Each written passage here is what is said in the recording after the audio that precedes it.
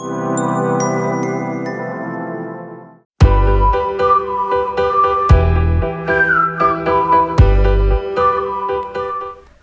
buenas noches a todos mis hermanos, Dios les bendiga. Voy a comenzar aquí compartiendo con todos ustedes una pequeña presentación.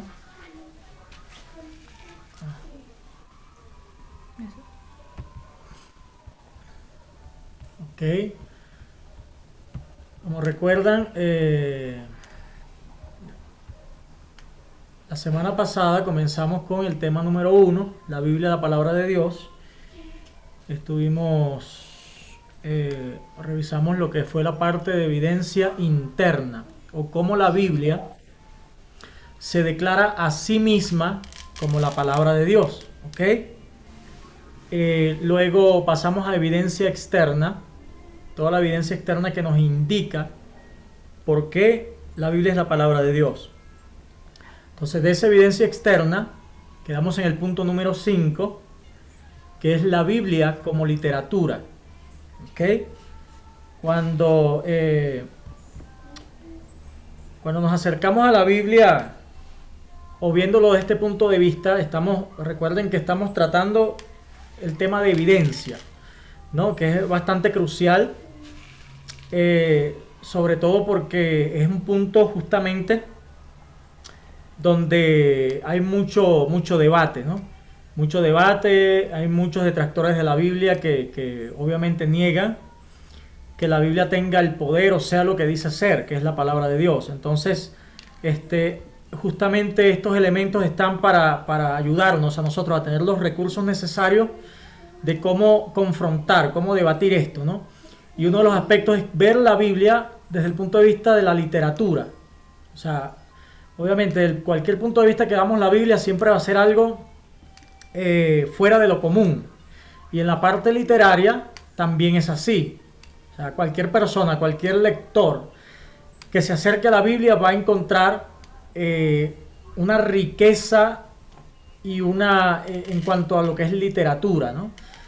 Sabemos que la Biblia está formada por muchos estilos literarios, por varios estilos literarios. Específicamente tenemos la narrativa, o lo que es la narración. ¿Cuánto no nos gustan las historias? Comenzamos desde el Génesis a leer historias, la historia del hombre, la historia de la humanidad, y gran parte de la Biblia, casi el 50%, se centra en narrar hechos, que es la parte narrativa, que es lo que les gusta más que todo a los niños, ¿no? Es lo que engancha a los niños, las historias. Está la parte poética, también muy conocida, libros como Salmos, Proverbios, Cantares, Lamentaciones, Eclesiastés, se llevan esta parte poética. Y está lo que se conoce como discurso en prosa, que es lo que leemos, por ejemplo. El discurso en prosa es simplemente un discurso, valga la redundancia, que no cumple con ningún parámetro. O sea, es una escritura para indicar algo, pero no es un verso, no es un poema, no es algo que tenga que rimar o nada por el estilo, sino simplemente un escrito tal cual. Es como, por ejemplo, leer una epístola del apóstol Pablo. Eso es un discurso en prosa, algo que está para informar. No está narrando ningún hecho, no está diciendo una poesía, solo está informando, solo está enseñando. Entonces, podemos ver que en la Biblia ningún libro tiene un estilo único, ¿verdad?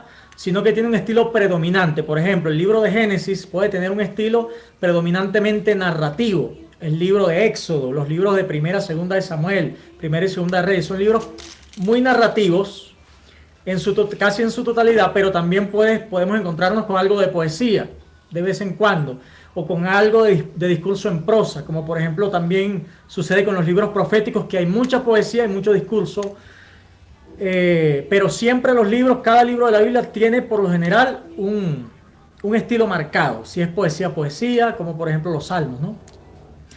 Y una cosa que quiero enfatizar, que enfatiza aquí el autor del libro, que me parece muy interesante y por supuesto muy cierto, y que creo que van a estar de acuerdo conmigo, es que ningún otro libro, que esto es lo importante, porque estamos estudiando lo que es la evidencia externa, ¿no? Ningún otro libro, aparte de la Biblia, ha tenido tantos lectores apasionados, de todas las edades y de todos los grados de inteligencia y erudición.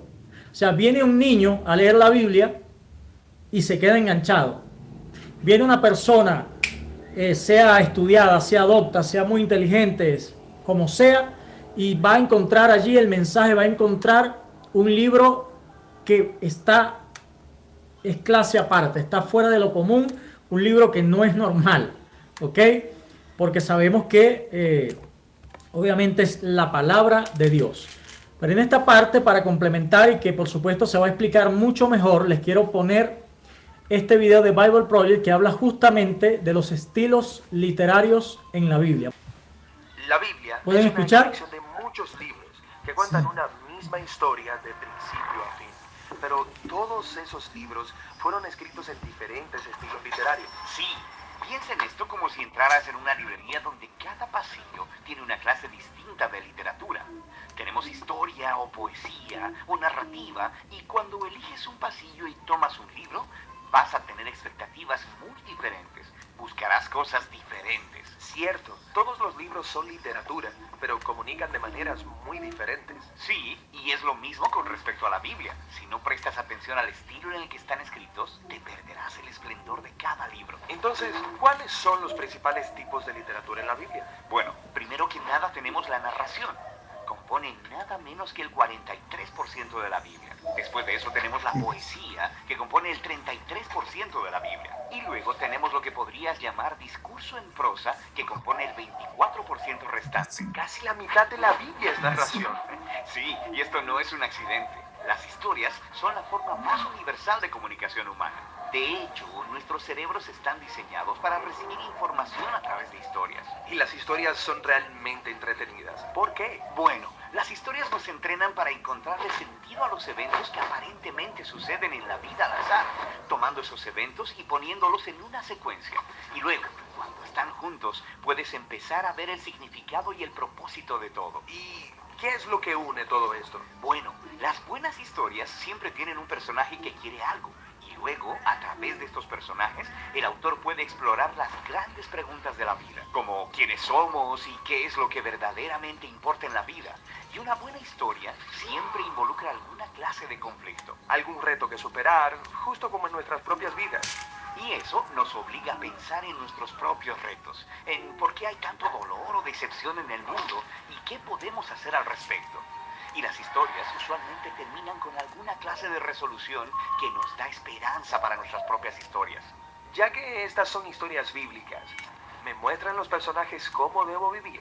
Pues ese no es el punto. La mayoría de los personajes de la Biblia tienen defectos muy profundos. No debería ser como ellos, pero sí debemos vernos a nosotros mismos en ellos, lo que nos ayuda a ver nuestras vidas y nuestros defectos desde una nueva perspectiva. Y sin que te des cuenta, estas historias comenzarán a afectarte y cambiarán la manera en que ves el mundo, a otras personas y a ti mismo. Ahora, hay diferentes tipos de narrativa en la Biblia. Sí, tenemos la narrativa histórica, pero también las parábolas narrativas y las narrativas biográficas cortas, como los 4 evangelios. Los examinaremos en otros videos más adelante. Ok, después tenemos la poesía, que honestamente no leo mucho.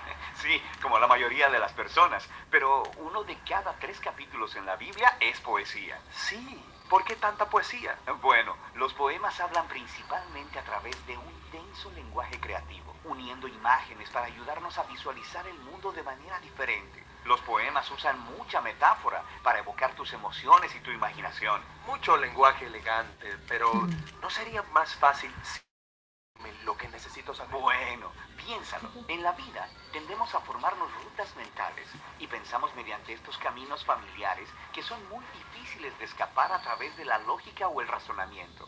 Y lo que hace la poesía es obligarnos a salir del camino que nos es familiar hacia un nuevo territorio. Es astuto. Y hay diferentes tipos de poesía en la Biblia. Hay muchas clases de canciones o salmos. Después tenemos la poesía reflexiva de los libros de sabiduría. Y luego tenemos la resistencia apasionada de los profetas. Ok, el último gran tipo literario es el discurso en prosa, que compone 1/4 de la Biblia. Sí, estos son discursos, cartas o ensayos. Y el enfoque aquí es construir una secuencia de ideas o pensamientos en un argumento lineal que requiere una respuesta lógica, como, hey, ¿has pensado acerca de esto? También deberías considerar cómo se conecta con esto otro. Y si haces esto, entonces verás que esto es el resultado y a la luz de esa conclusión, por tanto, probablemente debes dejar de hacer eso para que esto otro sea el resultado. Así que me estás persuadiendo con razonamiento. Sí, el discurso te obliga a pensar lógica y consistentemente y luego a hacer algo al respecto. El discurso bíblico se encuentra en los conjuntos de leyes, en la literatura de sabiduría y en las cartas escritas por los apóstoles. Está bien. Entonces cada libro de la Biblia tiene un estilo literario. No, de hecho, la mayoría de los libros tienen un estilo literario primario, como narrativa, por ejemplo. Pero luego, incrustado en la narrativa, encontrarás poemas, parábolas o una colección de leyes. Todo libro bíblico tiene una combinación propia de estilos literarios. Y para leer bien ese libro necesitas estar familiarizado con cada tipo de literatura y cómo funciona. Sí, así que sabrás a qué ponerle atención y qué preguntas hacer. Pero antes de que veamos cada tipo, hay una característica más unificadora de la literatura bíblica que es realmente importante y realmente genial. Y eso es lo que exploraremos próximamente. Ok, entonces, fíjense, desde el punto de vista literario, seguro la Biblia debe ser considerada, ya sea que una persona crea o no en el poder de la Biblia, o crea o no que la Biblia es la palabra de Dios, ya solamente desde el punto de vista literario, la Biblia es considerada como uno de los libros de referencia, ¿no? Que debe ser, sin duda, es uno de los libros que se menciona cuando se habla de la riqueza de la literatura. Y esto corresponde a una de las evidencias externas que se pueden mencionar de la Biblia, ya que no es un mensaje simplemente allí, sino que está escrito de una manera magistral. Por eso, como lo dice el autor, dice, es una obra literaria suprema, es algo que no se puede pasar por alto, ¿no? Entonces, de aquí, el sexto punto, continuamos en evidencia externa, muy interesante esto, es la autoridad, ya un momento, autoridad sin prejuicios de la Biblia, ¿ok? ¿Qué quiere decir con esto? Fíjense que uno de los argumentos de los que no aceptan la Biblia como la palabra de Dios es, por lo general, que la Biblia fue escrita por seres humanos. ¿Cuántos han escuchado eso? No, pero es que, ¿cómo voy a creer o cómo voy a confiar en un libro que fue escrito por seres humanos? A mí eso me lo han dicho muchas veces. Las personas que lo dicen, creen estar diciendo un gran argumento, pero lo que revela este argumento es que simplemente esta persona ni siquiera se ha tomado la tarea de leer la Biblia o de adentrarse, ¿no?, en la lectura, en el estudio de la palabra de Dios, porque sabemos que por experiencia, cuando hacemos esto, cuando leemos la Biblia, enseguida nos damos cuenta que hay algo fuera de lo normal, hay algo sobrenatural, hay una palabra de Dios que toca la vida de la persona, que toca nuestras vidas y que puede producir una transformación. Entonces, si bien fue escrita por humanos, no sabemos que hay un elemento superior, ¿no? Lo podemos percibir. Y en este punto, el autor se enfoca en que justamente está escrita por humanos, pero la autoridad sin prejuicio se refiere a que se presentan a los personajes, ¿ok? Los personajes que se presentan en la Biblia están presentados sin ningún prejuicio. O sea, se presentan tal cual como son. No hay una intención, ¿verdad?, de presentar superhombres o de presentar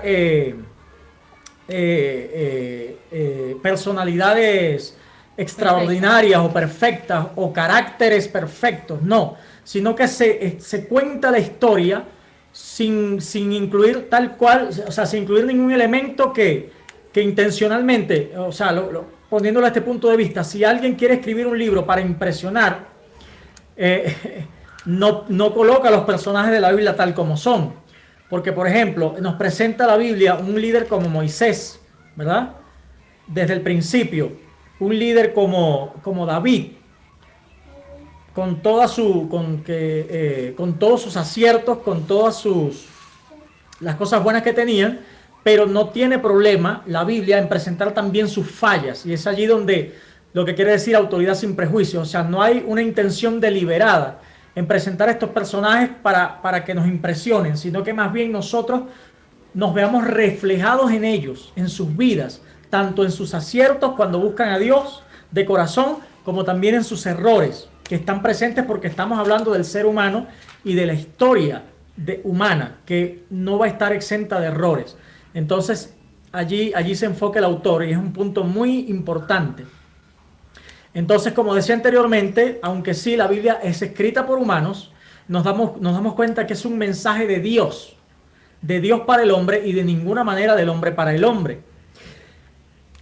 Otro punto importante es que si bien la Biblia relata y nos habla de experiencias humanas y cosas terrenales que podemos entender, la Biblia también aborda temas que escapan de nuestro conocimiento, de nuestra experiencia. La Biblia habla de los cielos, tanto de los cielos como de la tierra, cosas visibles e invisibles, con la misma autoridad, que no vamos a encontrar en ningún otro libro, y con la claridad y el poder, ¿no? Cosas que sabemos que están fuera de la comprensión humana, si bien fueron escritos por humanos, y ahí podemos ver que hay un elemento, que está Dios allí detrás de este escrito. Entonces el autor dice, semejante libro no podría haber sido escrito por el hombre, aunque quisiera. O sea, si una persona, un ser humano, por muy inteligente y por muy astuto, qué sé yo, que sea, intentar escribir un libro como la Biblia, no podría hacerlo. Y si lo pudiera hacer, no lo quisiera hacer. ¿Qué tal? Muy importante eso. Ahora fíjense, hay un video aquí también que habla acerca de los personajes y cómo la Biblia presenta a los personajes. Es muy importante que lo veamos. Estamos hablando de cómo leer la narrativa bíblica o, en otras palabras, sobre cómo leer historias. Cierto, y uno de los ingredientes principales en cualquier buena historia son los personajes que se enfrentan con un conflicto y luego deben superarlo. Sí, hablemos acerca de los personajes. En la mayoría de las historias nos identificamos rápidamente con los personajes porque, como ellos, estamos viviendo nuestra propia historia con conflictos propios que debemos superar. Sí, y las buenas historias tienen personajes con luchas con las que podemos relacionarnos. Podemos verlos reaccionar a estos retos de diferentes maneras y podemos ver qué sucede como resultado. A través de los personajes, un autor puede mostrarnos su perspectiva de lo que significa ser humano. La Biblia no es diferente. Las historias bíblicas utilizan a los personajes como un espejo para que podamos vernos a nosotros mismos y descubrir nuestra propia naturaleza humana en el reflejo. El asunto con los personajes de la Biblia es que puede ser difícil identificarnos con ellos. O sea, muchas veces se nos dan muy pocos detalles acerca de ellos. Sí, los autores bíblicos desarrollaron los personajes de manera diferente a la narrativa actual. Prefieren comunicar mucho a través de detalles mínimos.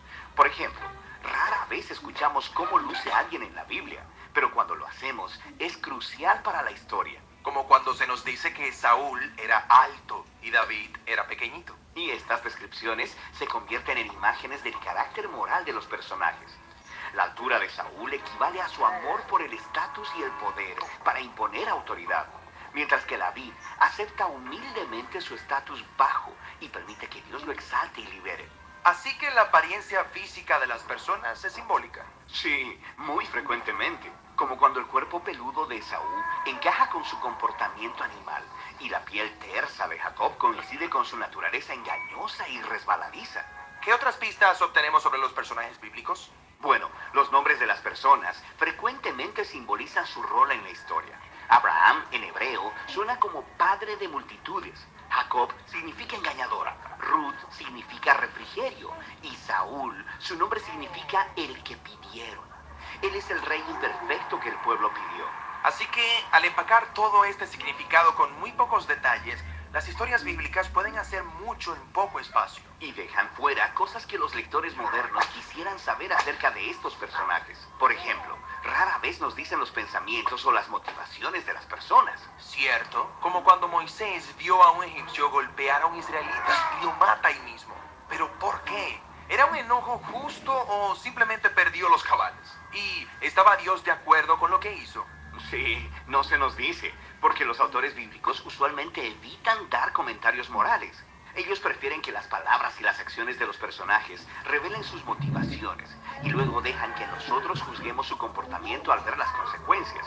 En el caso de Moisés, este asesinato es el comienzo de un patrón en el que su enojo saca lo mejor de él, pero con malos resultados.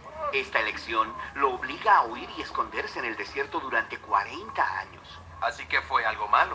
Pero ahí conoce a su esposa, así que es algo bueno. Exactamente. Te obliga a pensar. A través de todas estas técnicas, los narradores bíblicos mantienen sus historias compactas, memorables, pero también cautivantes. Pero, en serio, ¿estaba Moisés siendo malo o bueno? Claro, como en las historias clásicas, siempre hay un tipo bueno y un tipo malo. Un héroe admirable que se enfrenta a un horrible villano. Claro, y los personajes simplificados como esos son útiles para enseñar a los niños que existe el bien y el mal. Pero la Biblia no es un libro para niños. Sus personajes son muy complejos, una mezcla de bien y mal como nosotros. Casi no hay personajes sin manchas en la Biblia. ¿Qué hay de los héroes de la fe? Como Abraham o el rey David. ¿Te refieres a Abraham, que usó a una esclava egipcia para tener sexo y luego mintió sobre su esposa 2 veces para salvar su pellejo? Y David, el hombre conforme al corazón de Dios que se acostó con la esposa de otro hombre y luego lo asesinó. Estas historias son todo menos que simplistas.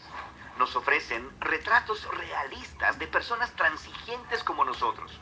La verdadera sorpresa es que Dios sigue trabajando con ellos a pesar de sus fracasos. Así que solo porque una persona fue llamada por Dios o ganó una batalla y se vuelve exitosa o próspera, no significa que el autor bíblico quiera que actúe como ella. Así es. De hecho, sería muy peligroso imitar a la mayoría de los personajes bíblicos. Cierto, pero debe haber algo admirable acerca de los personajes bíblicos, algo que yo pueda imitar. Por supuesto. Pon atención y notarás que la mayoría de las historias bíblicas resaltan los momentos en los que los personajes fallan o llegan al final de sí mismos, y ellos deciden confiar radicalmente en la gracia y la sabiduría de Dios. Es en estas historias que los autores nos muestran cómo ser un humano que realmente agrada al Señor a través de la humildad y la rendición. Sí, el hecho de que Dios permanece comprometido con los personajes bíblicos es una declaración profunda de la paciencia y el amor de Dios, quien también es un personaje. Así es. Y al estudiar los personajes bíblicos, podemos observar en escena nuestras propias terribles tendencias. Y vemos una y otra vez la respuesta llena de gracia de Dios, quien llevará esta historia hasta el final.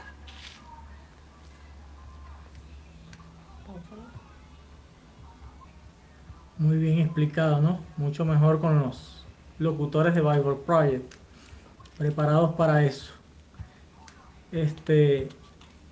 Seguimos aquí, luego...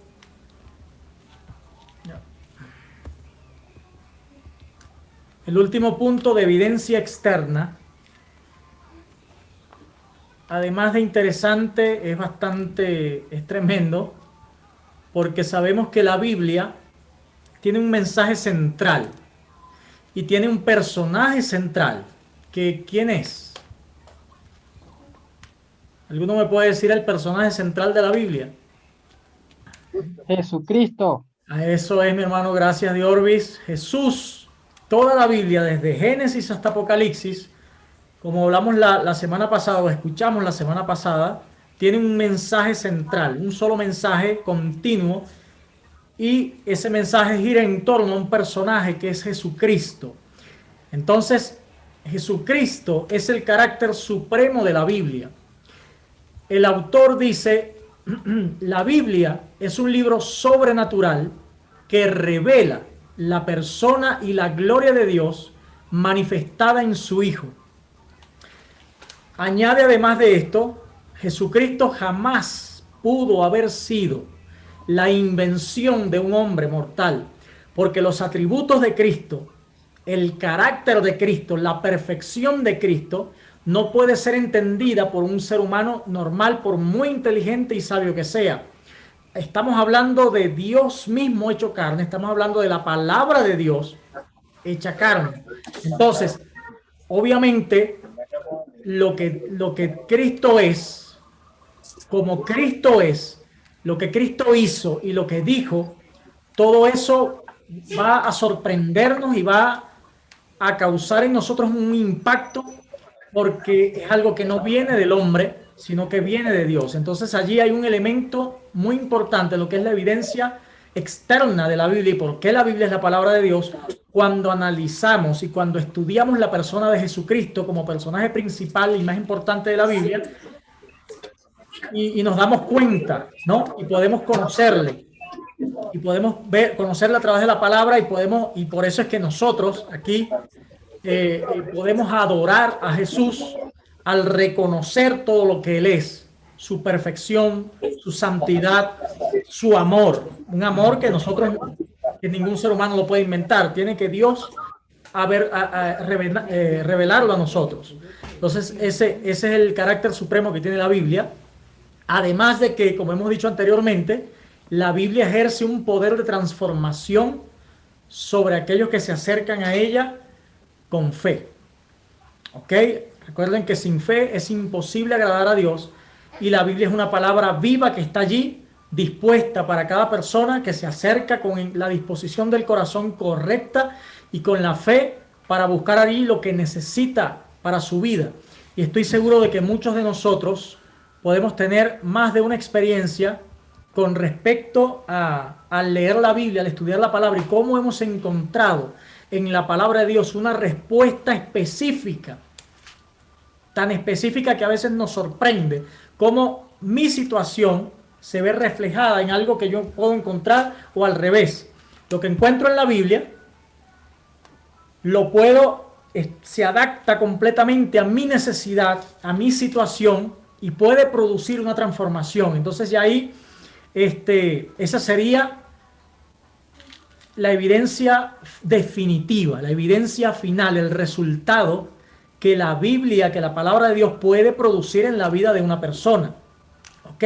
Más allá de la literatura, que también es una evidencia, más allá de cómo se presentan los personajes, aquí está lo determinante, porque aquí es donde cada persona tiene la oportunidad de experimentar por sí mismo y de venir con esa disposición y bueno, Señor, con la humildad suficiente para decir, bueno, si esta es la palabra de Dios, entonces voy a leerla, voy a escudriñarla. Hasta aquí llega el punto de lo que es evidencia externa y termina el tema número 1, que es la Biblia, la palabra de Dios. Ya vendría el tema número 2. Y aquí les voy a dejar unas preguntas que escogí. Hay varias preguntas al final del tema, ¿verdad? Y vamos obviamente a abrir un espacio, un pequeño espacio de comentarios, de preguntas, algunas inquietudes que puedan tener. Por aquí 3 preguntas. La primera es bastante básica, ¿no? ¿Qué significa la palabra Biblia? ¿Quién puede responder esta pregunta voluntariamente, sin que lo señale? Un libro. La unión de varios libros. Exactamente. Tiene que ver con libros, unión de libros, porque viene de biblos, ¿no? Ok.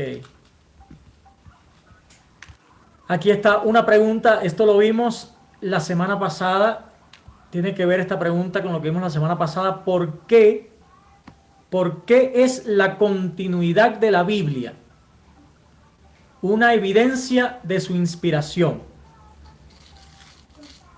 ¿Por qué es la continuidad de la Biblia una evidencia de su inspiración? Bueno, Leonardo, yo puse algo aquí, no sé si estará correcto o no. Yo puse por su anticipación, presentación, realización y exaltación de Cristo. Es un reflejo, una evidencia, lo que pasa es que el teacher tiene toda la cámara, de que su continuidad, de que lo que podemos leer en Génesis también lo podemos ver en el resto de la Biblia, eso es una evidencia de que no fue, lo que explicaba Leo, que no fue escrita por hombres, de que hay un ser supremo detrás de estos hombres que es el que inspiró la palabra, pues. Entonces, esa sería una de las evidencias de que no solo fue escrita por hombres, sino que hay algo más allá, pues. Ya. Pero ahora que puedo internalizar, porque lo que me dijo Diorbi me dejó un poquito en shock, porque utilizó 4 palabras muy técnicas, no. Pero sí, ahora que lo analizo, lo que acaba de decir Diorbis tiene mucho que ver con lo que acaba de decir Milagro, porque hablamos de la continuidad. Y lo que hemos dicho es que el mensaje central de la Biblia es Jesucristo, ¿no? Entonces, parafraseando lo que acaba de decir Diorbis, es que podemos encontrar desde Génesis, que es el Antiguo Testamento, primer libro de la Biblia, vamos libro por libro y se nos va presentando ya, que es no recuerdo la palabra exacta que dijo Diorbis, que es la anticipación. Se nos va anticipando la venida de Cristo, ¿no? Y luego lo vemos ya obviamente materializado cuando llegamos al Nuevo Testamento, los Evangelios, y luego su obra y el resultado de su muerte en la cruz, que ya en el resto de la Biblia. Entonces, ese es el mensaje principal, ese es el mensaje central de la Biblia, y por supuesto tiene una continuidad en 66 libros que fueron escritos en un periodo de más de 1000 años, que es lo que dice Milagros, por más de 40 autores, pero que todos cuentan una misma historia. Y de allí la evidencia de la inspiración, esa continuidad única que tiene la Biblia en esas circunstancias, ¿no? Aquí está otra pregunta que dice, ¿en qué difiere la Biblia? Yo creo que esta pregunta, para responderla hace falta investigar un poco, pero aquí está. ¿En qué difiere la Biblia de otros libros respecto a la expresión de su revelación de la verdad? Esto está como para un Sixto Gamboa.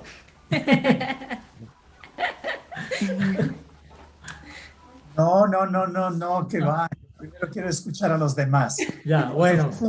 Volviendo un poquito a la pregunta número 2, es impresionante porque se materializa lo que Dios tuvo en la eternidad y cómo se da de manera secuencial desde el punto de vista divino el suceso del plan que Dios tiene, aunque para los hombres en la historia le parezca que en ese momento es todo lo que ocurre, pero hay toda una conexión hacia la eternidad, ¿no? Empieza en la eternidad y va hacia la eternidad.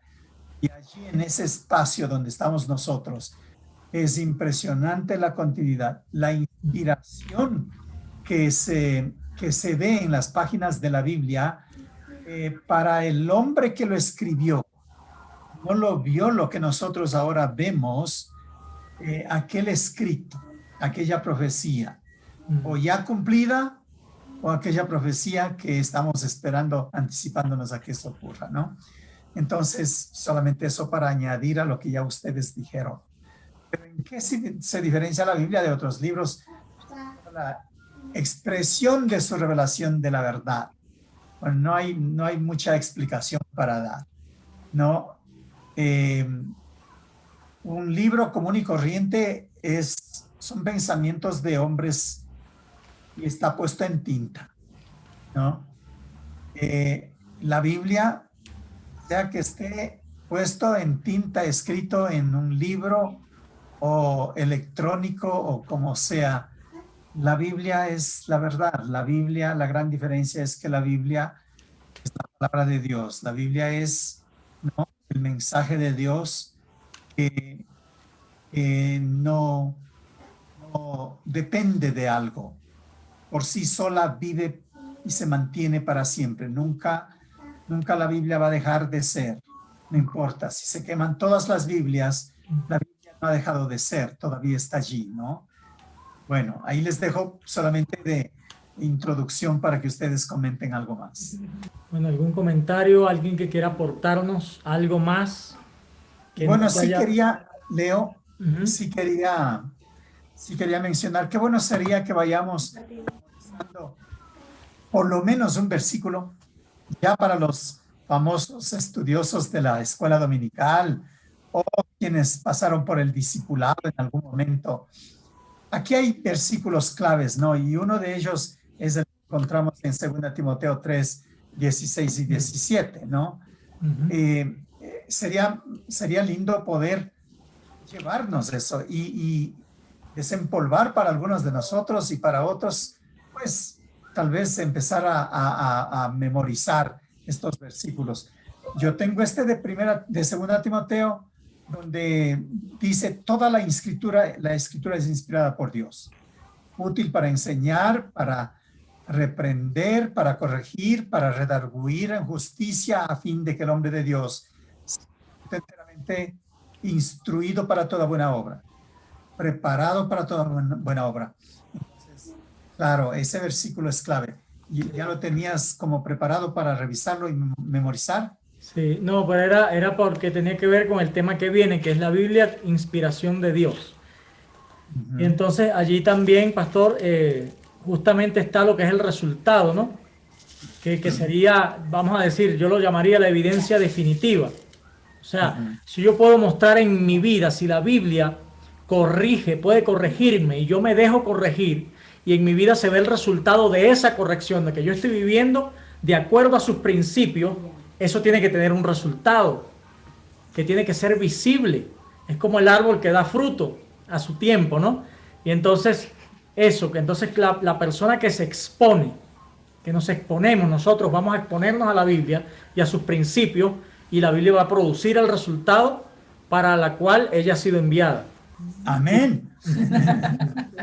Aquí está abierto, bueno, si alguno tiene algún comentario, nos faltan 5 minutitos para las 9 y cumplimos la hora exacta. Bueno, hay algunos temas que hay que añadir a esto, ¿no? El no tener contacto con la Biblia, ya sea en papel o electrónica, el no tener un contacto estratégico no nos ayuda a penetrarnos tanto. Entonces, yo voy a estar hablando con alguien que está aquí presente unos días para ver si de pronto nos da solamente una sola presentación sobre las divisiones básicas de la Biblia y cómo memorizar los libros de la Biblia, ¿no?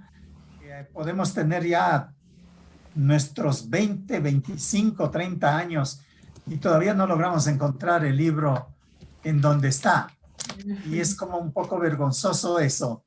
Wow. De pronto los niños que están en la escuela dominical lo encuentran más rápido. Entonces, conectando entonces esta parte de estar estudiando la Biblia, también poder ser prácticos con la parte práctica de manejo de los libros. Tal vez otro tema que quería, o otro comentario que quería traer es, ¿cuál es su observación? Recuerden que no podemos traer todo acá porque son clases que vamos viendo de manera muy sintetizada, ¿no es cierto? Entonces, algunos tips que venga de alguien de ustedes y que nos digan ¿por qué no añadimos esto también? ¿Por qué no incluimos esto también? ¿No es cierto? Diorgis. Bueno, sí, gracias primeramente a Milagro que pasó el PDF la semana pasada y yo pude como que estudiar, ahondar un poco más. Fíjese que es increíble porque yo leí esto, ¿verdad? Pero yo digo, si se lo comento a mi hermano mayor que está en Colombia, no lo voy a dejar en blanco, porque a él le gusta como que lo tangible, lo científico. Entonces, mientras estaba en el trabajo, cuando tenía tiempo libre, me dediqué a estudiar un poco más. Entonces ya tengo varios argumentos para dárselo a mi hermano mayor cuando me sienta a debatir otra vez con él. Entonces, por ejemplo, en la Biblia, en Isaías 4:22, ¿verdad? Dice que él está sentado sobre el círculo de la tierra. Y es un versículo muy corto, ¿verdad? Pero no fue hasta 1620 que el astrónomo y físico Galileo Galilei se dio de cuenta que la Biblia era redonda. Ahora, ¿qué profesor viajó al pasado y le dijo eso a Isaías, ¿no? Entonces, encontré muchos casos en cuanto a la genética de Dios, en cuanto a los cromosomas de Cristo, que son totalmente fundamentales y son evidencias tangibles de que la Biblia es la palabra de Dios. Y para no alargarlo más, ¿no? Pues solamente voy a dar el de Jesús. Para que nosotros seamos hombre o mujer, debemos tener ambos distintos cromosomas. Si tenemos cromosomas XX, es mujer. Si tenemos cromosomas XY, es hombre. ¿Ya? Por eso fue que primero Dios diseñó al hombre, porque solamente el hombre tiene el cromosoma Y, que es el que concibe si es hombre o es mujer. ¿Ya? ¿Cómo llevamos esto al caso de Cristo, verdad? Cristo fue, como quien dice, fecundado en el vientre de María, pero María es XX. ¿Cómo es que nació Cristo si María no podía contener el cromosoma Y? Entonces, esa fue solamente la actividad del Espíritu Santo en María de infundir el cromosoma Y. ¿Y qué involucra esto? Bueno, si lo vemos a más detalle, José no podía fecundar a María, no podía brindarle ese cromosoma Y a pesar de que lo tenía, porque si no, Cristo iba a nacer pecador, porque iba a heredar el pecado de Adán. Entonces debía ser una actividad divina en el vientre de María para que Jesucristo fuera Jesucristo, que es Jesús hombre y Cristo divino. Entonces, bueno, un pequeño detalle ahí. Encontré infinidad de cosas. Encontré evidencia bíblica en la primera ley de la termodinámica, en la segunda ley de la termodinámica o de la entropía, que habla de la degradación. La segunda ley de la termodinámica habla de que todo material va en degeneración. Todo lo que es sistema solar, todo lo que es tierra, nosotros mismos nacemos jóvenes, pero llegamos a una edad avanzada, o sea, vamos degenerándonos. Entonces, la misma palabra de Dios dice que todo pasará, ¿verdad? Todo cambiará, pero la palabra de Dios no cambiará. Entonces, por ahí les dejo esto. Por último, quiero mostrarles esto. No sé si se verá bien en la pantalla. No creo. ¿Verdad? Yo creo que se ve solo la forma. Esto es una casita que nos dieron a mi esposa y a mí en un instituto en Venezuela, donde nos ponían a repetir los libros. Entonces empieza desde las bases, que son los históricos, luego vienen los poéticos, los proféticos y todos. Es súper sencillo. Nosotros lo aprendimos, ¿verdad? Ya ahorita se me olvidó de tanto que no lo practico, pero de verdad es fundamental. Yo puedo tomar la foto y pasarla ahí al grupo para que ustedes también lo tengan. Qué buena cosa. Entonces allí yo pediría a los maestros, maestras, si podemos en una de las clases prolongar unos 15 minutos más, ir repasando los libros, primeramente las divisiones, luego ir memorizando los libros y luego poder hacer esas dinámicas, ¿no? Yo digo, Habacuc, ¿cuál es el libro anterior? Para ver quién retiene así tan rápidamente, y va a ser muy lindo. ¿En qué nos sirve eso? Realmente nos sirve en cómo manejar el libro físico, la Biblia, ¿no? Poder encontrar rápidamente. Pero muy lindo lo que has acotado, Diorbis. Muy apropiado. Pastor, pero ahí está el tiempo. Bueno, complementando esa idea, ¿no? Que usted dice, ¿para qué nos sirve saber el orden de los libros? Bueno, es que una cosa lleva a la otra. Yo no solamente tengo que saber el orden de los libros, sino también debemos ir conociendo, por lo menos en síntesis, el contenido o lo que yo puedo encontrar en cada libro. Recuerden que al final leer la Biblia o estudiar la palabra no es bendición para mí, pero también tiene que ser bendición para otros. Es para que yo pueda predicarla y comunicársela a otros. Entonces, cuando yo encuentro una persona con una necesidad particular, ya yo debería tener cierto conocimiento y para yo ir a qué parte, qué palabra de la Biblia o en qué libro de la Biblia yo puedo encontrar una palabra para esa persona, para ayudarla en ese momento, ¿no? En su situación. Eso por un lado. Con lo que comenta Diorbis, de verdad muy bueno, Diorbis. Lo que tú hablas sería la parte que también me apasiona mucho, que es la parte de la evidencia científica de la Biblia. La evidencia científica. Lo que pasa es que aquí el autor no lo toca, porque aquí está enmarcado dentro de lo que es doctrina, ¿no? Y cuando se habla de doctrina, bueno, no sé si estoy equivocado, pero cuando se habla de doctrina básica, más que todo, creo que no se toca tanto la parte científica, ¿no? Pero obviamente la evidencia científica viene a ser un elemento demasiado fundamental, importante y también amplio, ¿no? Diorbi mencionó varias allí. Yo, por ejemplo, justamente cuando se lee Job, que Job dice, él cuelga la tierra sobre nada, que ahí es donde se ve que la tierra está suspendida en el espacio. Es algo científico también, que no lo podemos conocer. En ese momento que Job lo dijo, ¿quién lo iba a saber si no había ningún tipo de tecnología para saberlo? Entonces, y así podemos escudriñarlo desde ese punto de vista también. Me anoto en eso. Los científicos de los cedros.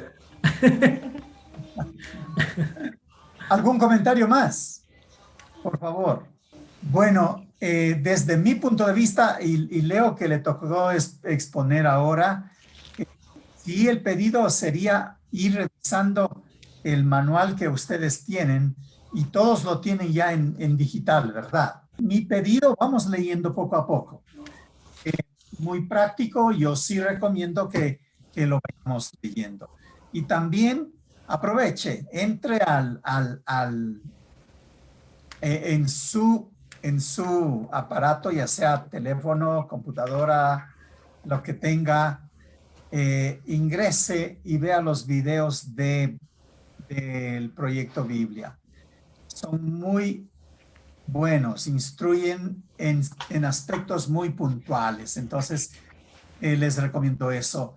Pero además, vamos dando esa parte, esa riqueza que cada uno de ustedes trae. Vamos enriqueciendo este trabajo que vamos haciendo. Es decir, si hay más sugerencias, si hay más libros para aumentar a nuestra biblioteca virtual, si hay textos, si hay alguna conferencia práctica y puede colgarlo y compartir, vamos enriqueciendo nuestra biblioteca personal virtual que tenga que ver con estos temas. Centrémonos en el tema cada vez, ¿no? El tema ahora ha sido la Biblia y luego vamos a ir a otro tema más que tiene que ver con la Biblia y luego pasamos a Dios, Jesucristo y todos los demás temas que están en el libro. Entonces, sí, hagamos ese aporte. Y ustedes quienes no han estado en un estudio así inicial, pues qué oportunidad más linda para juntos ir caminando y creciendo en el conocimiento de la palabra. ¿Qué tal si hago una pregunta directa para ver cómo va? Luluki, esto por supuesto no es nada nuevo, pero... ¿Cómo está mi pastor? ¿Cómo le va? Sí, Luluki, entonces, ¿cómo consideras estos temas que estamos viendo? ¿Hay algo que alimenta ya el conocimiento que teníamos? Muy bien, mi hermano. Y bueno, sí ratifico muchos de los comentarios, estoy totalmente de acuerdo. La Biblia es un compendio de varios libros y la mejor revelación que tenemos de que la Biblia es el libro de Dios es porque no existe nada ni nadie que pueda refutar su contenido. Los demás libros, todos de autores humanos, son refutables, excepto la Biblia. Nadie puede refutar su contenido y por eso podemos comprobar que es un libro divino, inspiración totalmente de Dios.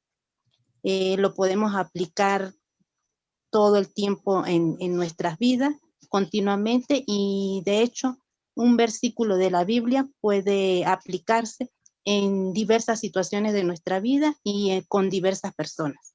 Por eso la Biblia es un libro de revelación continua y divina. Gracias, Luluki. Gracias. ¿Algún comentario más? De modo contrario, vamos a dar gracias a Dios y pues nos quedamos con el ofrecimiento de Leo. Nos va a compartir todo el libro en PDF y eso va a ser grandioso tenerlo todos. Y pues quienes quieran imprimir, hacer lo que quieran, pues ya tenemos eso ahí. Y como les dije, ¿hay alguien más que tiene un buen texto, ¿no?, sobre algún tema de los que estamos viendo para ir añadiendo a nuestra biblioteca electrónica? Háganlo por favor. Pues bien, si no hay más, vamos a orar aquí nomás y pedir que el Señor bendiga. Para la próxima semana volver a vernos. hay algunos que no han podido estar en esta noche. Sin duda, no siempre es fácil. No hubo el bus, llegaron tarde del... No. ¿Qué tal si oramos entonces? Vamos a orar y pedir que el Señor bendiga. Ezequiel, a ver si te podemos escuchar despidiéndonos en oración. ¿Me escuchan? Pasa que tenía problemas con el otro dispositivo y tuve que pedirle a los niños que me prestaran la compu. Tengo la computadora y el televisor para escucharlo. Bueno, Señor, te damos gracias en esta noche. Qué bueno es, Señor, reunirnos una vez más para conocer más de ti, de tu palabra, para tener, Señor, fundamentos para enfrentarnos a un sistema que a diario quiere, Señor, quitar tu palabra de las escuelas, de las universidades, de tratar de destruirla, cosa que será imposible porque tu palabra dice que todo pasará menos tu palabra. Tu palabra es eterna, es viva, es espíritu y verdad. Te damos gracias por esa palabra que nos has otorgado para conocerte a través de ella, para conocer tus grandezas, para saber, Señor, que tú nos has heredado a través de Cristo muchas cosas maravillosas. Te doy gracias por cada uno de mis hermanos, por lo que no pudieron estar, Señor, que la próxima semana puedan, Señor, quitar de en medio todo tropiezo, todo obstáculo, y que puedan reunirse nuevamente, Señor, para estudiar y conocer cada día más de ti, Señor. En el nombre de Jesucristo, te pedimos este tiempo, en tu nombre, Señor, dándote gracias por todo lo que has hecho por nosotros en este día. En el nombre de Jesús, amén. Amén y amén. Amén, amén. Mis hermanos, que el Señor les bendiga. Estaremos conectándonos la próxima semana, Dios mediante. Un abrazo a todos. Bendiciones.